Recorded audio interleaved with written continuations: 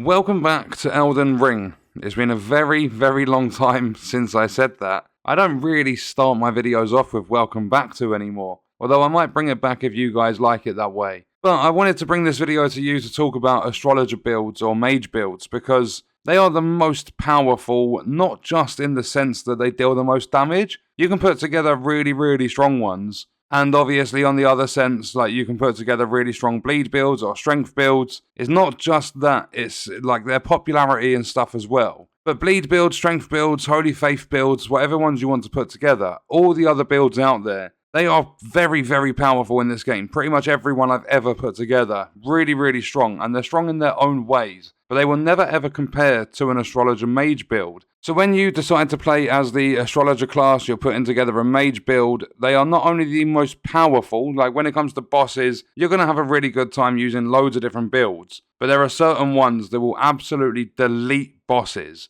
But they're not just the most powerful or among the most powerful, if you want to say that. Like, it's basically down to opinion. But they are the most popular builds, and that's by far. Because when you take a look at the 100 plus videos I've posted for this game on this channel, besides the bleed builds that have like a massive popularity as well, which was pretty much due to them fixing the arcane stat because it wasn't working properly at the launch of the game. They fixed it and then bleed builds become really, really powerful. But if you look at the 100 plus videos I've done, the most viewed video I have ever posted for this game is becoming overpowered early with the Astrologer class, putting together a Mage build. And then for weeks and weeks after, there were builds left, right, and center going through using different spells and incantations, because it's not just Mage builds and stuff. It's whenever you can use a seal, you can use a staff. But not only that, you get really powerful staffs early in the game. And what these do, or what they did, is they absolutely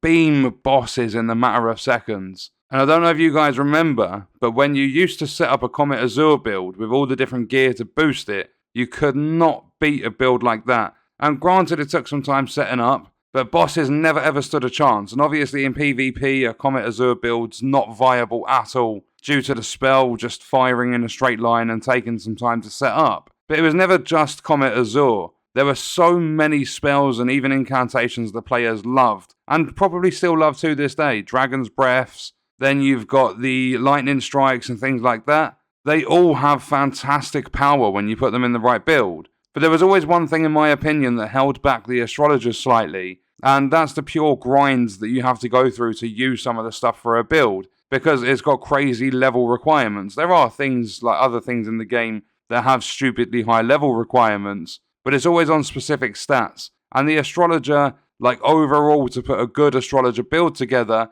you would have to have really high stats. Whereas if you're looking at strength builds, it was specific weapons that had the high stats. And they would do really well. So it wasn't an entire, like obviously you build up your strength and stuff, but to use some really, really good things, you wouldn't have to have a high strength rating, or like stat level, whatever you want to call it. An example of this, to like basically have a really good Astrologer build, one of the most recommended staffs is Lusat's Glintstone Staff. And in order to use that, to use any spells with it and put together the build, you have to have a 52 intelligence stat. That is a requirement to use that weapon effectively. Whereas you look at strength builds and say you're on like 20, 30 strength or something like that as a stat, there are so many different weapons you can use. And obviously without a staff, you can't cast the spells. So the best in slot items have very, very high requirements when it comes to Astrologers. Some builds, like other builds, can have high requirements, but they're nowhere near as needy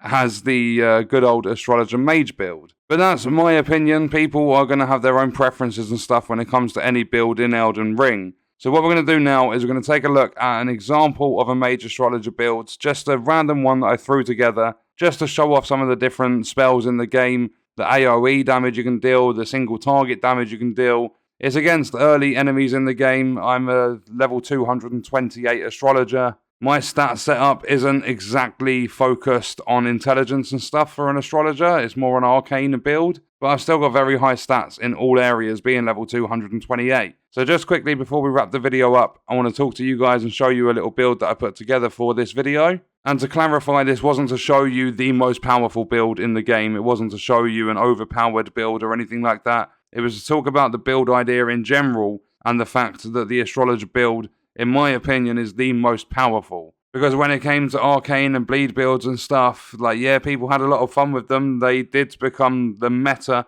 in some way, but the Astrologer has never needed balancing because it's too overpowered. It's never needed buffing because it's too weak. They've made changes all over the place with the way weapons and spells and everything work in this game, but the Astrologer has been consistent through and through. So let's jump into this Astrologer build. So the build we're going to take a look at is nothing special. I just threw it together to show you a Mage Astrologer build. And you would have seen from the gameplay that some of the spells have incredible AoE, like the carian greatsword. Some are good for range, like the rock sling, and then others are good for just not consuming a lot of FP and dealing damage, like glintstone pebble. But all I've done on this build is chuck together things that work in a build, and you can focus on a lot of different things to make it like really, really powerful. So on this one, I've just thrown on the meteorite staff. You can get this really early in the game. It's an S tier intelligence scaling staff. However, when you get further into the game and you're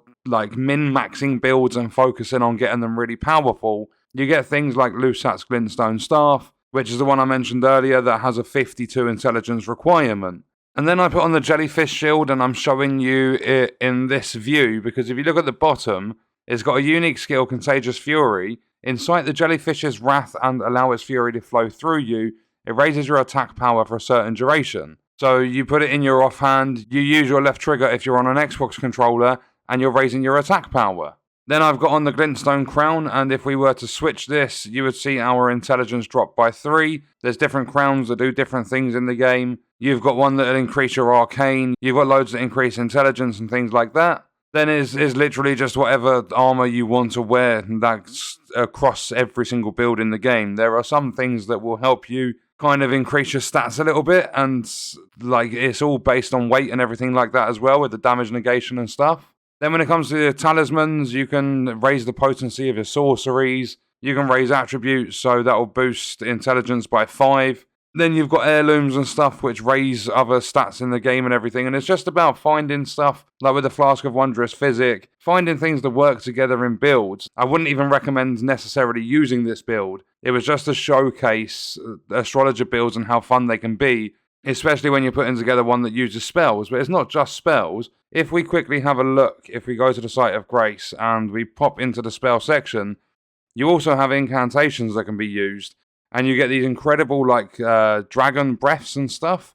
You get all these fire incantations. There's loads of them. Lightning and stuff as well. And then you've got your other things that will boost your damage and stuff, like increase attack and defense for yourself and allies with Golden Veil. There's so much to do, but overall, the Astrologer builds, they're way more popular than anything else in the game. Even if you can put together a better strength build, I think these are so popular, the Astrologer Mage builds, because in a way, like the spells and incantations, it's the only ranged sort of stuff you're going to get in the game. When it comes to melee, you can put together strength builds, bleed builds, all that sort of stuff. But when it comes to ranged attacks, it's only really mage builds that you put together. You can do incantations and stuff, obviously. But that's why I think they're so popular, because the ranged combat in this game is incredible. The melee, don't get me wrong, is fantastic. But the ranged combat, depending on someone's playstyle, is going to be a lot more fun. But that was just a quick look. I've got videos and stuff on the channel if you want more min-maxed spell builds, like Astrologer Mage builds. There are quite a few builds that I put out for all different types in this game, and I did multiple Astrologer ones. So if you're looking for proper min-maxed builds, check out the other videos on the channel. And that is going to do it for this one. Check out this video if you want to see other content on the channel. I will see you in the next one. I hope you guys enjoyed it. Thank you for watching.